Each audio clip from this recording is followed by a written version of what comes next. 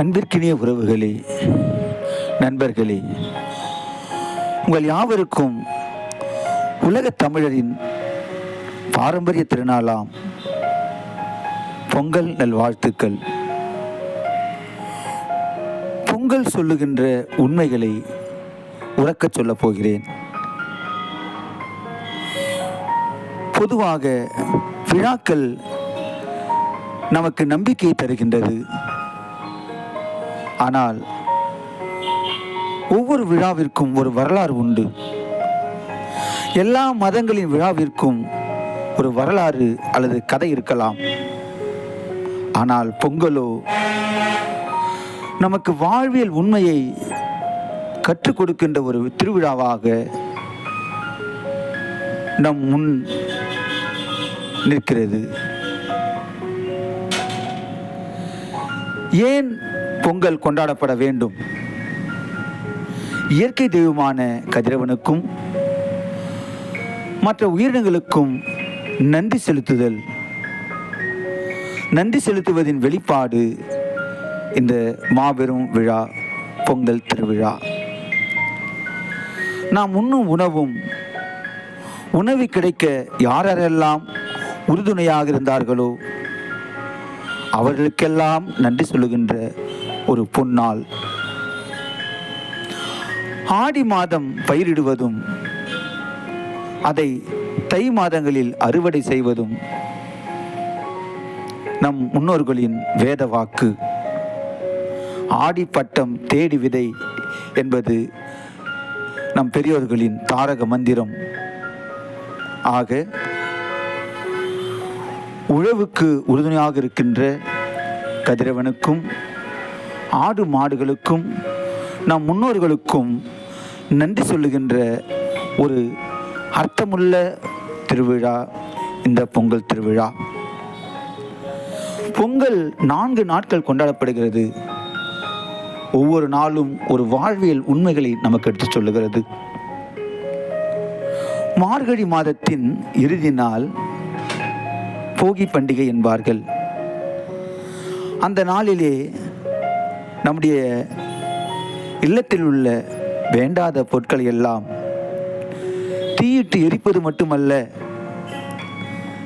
நம் இல்லங்களிலும் உள்ளங்களிலும் உள்ள பொறாமை, தீய சிந்தனைகள் எல்லாவற்றையும் நீக்கி அன்பு, அமைதி, சமத்துவம் ஆகியவற்றை பெற்று புது மனிதனாக பிறக்க வழிவகை செய்கிறது. இப்பண்டிகையை போகி என்பார்கள். போக்கி என்ற சொல்லிலிருந்துதான் போகி என்ற சொல் பிறந்திருக்கக்கூடும். நன்னூல் ஆசிரியர் பழையன கழிதலும் புதியன புகுதலும் வழுவல என்று குறிப்பிடுவது போகி பண்டிகைக்கு வலு சேர்க்கிறது. 2ஆம் நாள் பொங்கல். இந்நாள் நமக்கு நம்பிக்கையை தருகிறது. அறுவடை செய்து வீட்டிற்கு கொண்டு வந்த பொருள்களை புது பானை, புது அரிசி, புது தண்ணீர், புது வெல்லம், புது மஞ்சள், புது கரும்பு என புதியன விரும்பிகளாக நமக்கு கிடைக்கின்றது. ஆக பொங்கல் நம்பிக்கை மட்டுமல்ல, புத்துணர்வு, புது வாழ்வு, ஒவ்வொருடைய வாழ்வும் வளம் பெற வழி செய்கிறது. 3ஆம் நாள் மாட்டுப்பொங்கல். உழவனுக்கு உறுதுணையாக இருக்கின்ற ஆடு மாடுகளை நன்றியோடு இணைக்கும் நாள். உழவு உலகிற்கு அச்சாணி என்றும் உழவுக்கும் தொழிலுக்கும் வந்தனை செய்வோம் என்றும்